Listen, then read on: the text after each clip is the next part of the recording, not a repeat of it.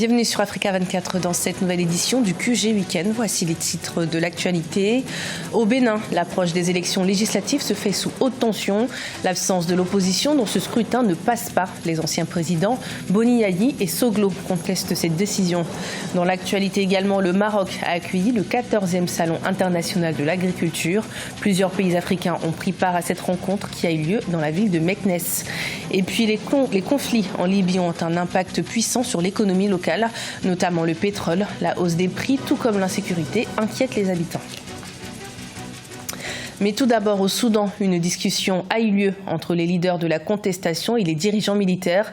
Ensemble, les deux parties ont évoqué la possibilité de mettre en place un conseil civil chargé des affaires du pays qui remplacerait le conseil militaire de transition au pouvoir depuis le renversement le 11 avril dernier du président Omar el-Béchir sous la pression de la rue. Au Bénin, 7 jours avant les élections législatives, la tension reste vive dans le pays. L'absence de l'opposition à ces élections suscite la polémique. En plus des contestations de la population, deux anciens présidents, Thomas Boni Yayi et Nicéphore Soglo, ont ouvertement critiqué cette décision. On fait le point sur la situation avec notre correspondant au Bénin, Lefty Ounou. La tenue des élections législatives du 28 avril 2019 sans la participation des partis d'opposition suscite de vives tensions au Bénin. L'opposition continue de clamer qu'il ne saurait y avoir d'élection sans sa participation. La campagne électorale a démarré le 12 avril sur fond de tension. Les manifestations des forces de l'opposition sont dispersées ou réprimées par les forces de l'ordre. On ne votera pas parce que le gouvernement ne fait pas de bonnes choses. Sans opposants à l'Assemblée nationale, non aux élections. Il n'y a pas d'élection parce que le pays danse. On doit manger, on doit parler. Oui, c'est ça. Vendredi 19 avril 2019, les deux anciens présidents et leaders de l'opposition Nicéphore Soglo et Boni Yayi se sont rendus au grand marché d'Antokpa au fin d'y faire une déclaration publique. Un regroupement dispersé par la police. Je trouve d'une exceptionnelle gravité que Talon ait pu envoyer des gens jeter des gaz lacrymogènes sur deux chefs d'État.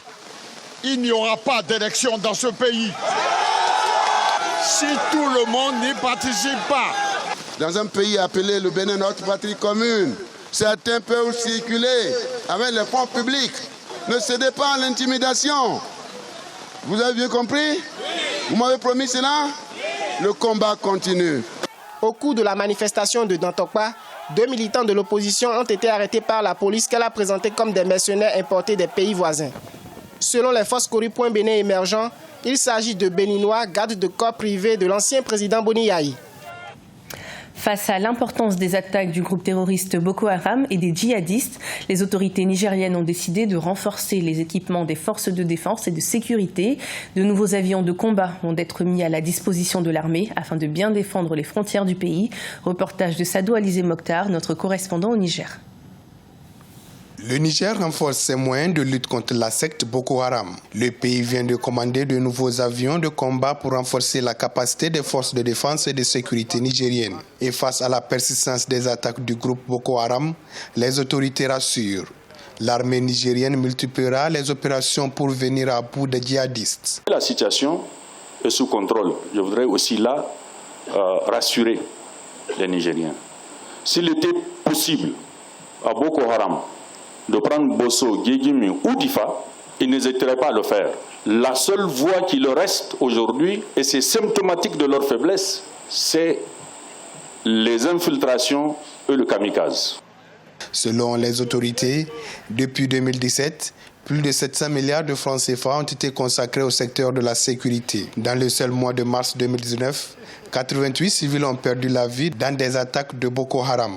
18 000 personnes ont été contraintes de fuir leur village selon les Nations Unies. Ça nous préoccupe beaucoup et il y a certainement quelque chose à faire. Et c'est sûr que ce qu'il y a à faire, ce n'est pas seulement une question d'acheter du nouveau matériel, mais c'est aussi une question de motiver davantage les hommes et d'avoir une stratégie vraiment qui soit efficace. Depuis 2015, le gouvernement nigérien avait déclaré l'état d'urgence dans la région de Difa, à l'est du pays, reconduit tous les 3 mois. Cette mesure est en vigueur depuis 2017 dans certaines parties des régions de Tillabéri à l'ouest et de Tawa au centre-nord, frontalières du Mali et du Burkina Faso, confrontées au terrorisme.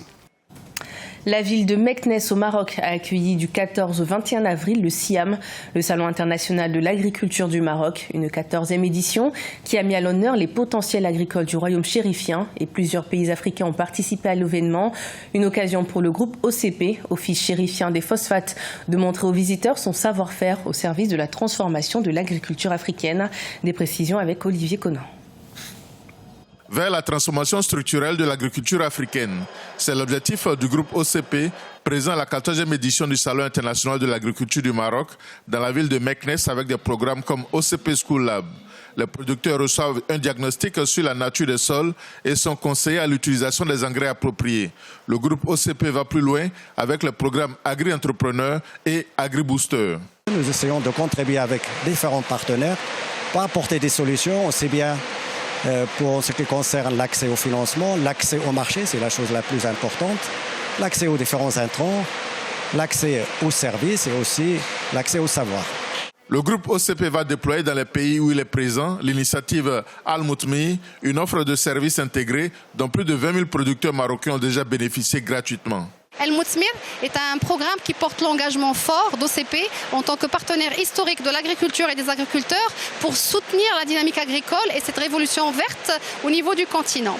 Al-Moutmir est un programme multiservice. Il comprend une offre d'analyse de sol, une offre de formation, une offre de plateforme de démonstration et une offre d'ingénieurs qui sont l'épine dorsale du programme et qui sont installés de manière permanente au niveau des provinces. En mettant son savoir-faire au service des producteurs, le groupe OCP veut contribuer à la transformation agricole. Renforcer l'attractivité du secteur amènera les jeunes à s'engager dans l'agriculture. Pour le groupe OCP, l'avenir de l'Afrique est agricole. C'est pourquoi il est impératif de renforcer les capacités des producteurs, agents du changement, pour atteindre la sécurité alimentaire partout en Afrique.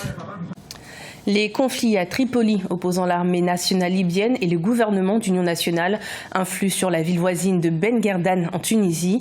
L'activité principale de certaines populations est basée sur la vente de pétrole, s'est écroulée au regard des nouvelles mesures liées à la réduction des itinéraires de contrebande, provoquant ainsi une hausse des prix des produits. Amen Edji.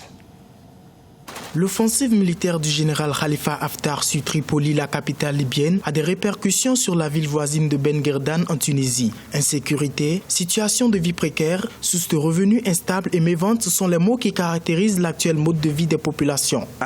Nous avons été touchés assez négativement par la guerre. Notre gouvernement nous a également fait du mal. Après la guerre, il devient très difficile de transporter du gaz de l'autre côté de la frontière. Notre jeunesse a également été tuée au cours du processus. Un morceau de pain trempé de sang, comme on dirait. Nombreuses sont ces familles qui vivent du commerce des marchandises en provenance et à destination de la Libye. Depuis 2015, le gouvernement tunisien a mis en place des mesures pour stopper la contrebande du pétrole, ce qui rend difficile l'accès aux produits par les populations, occasionnant une baisse du chiffre d'affaires des commerçants.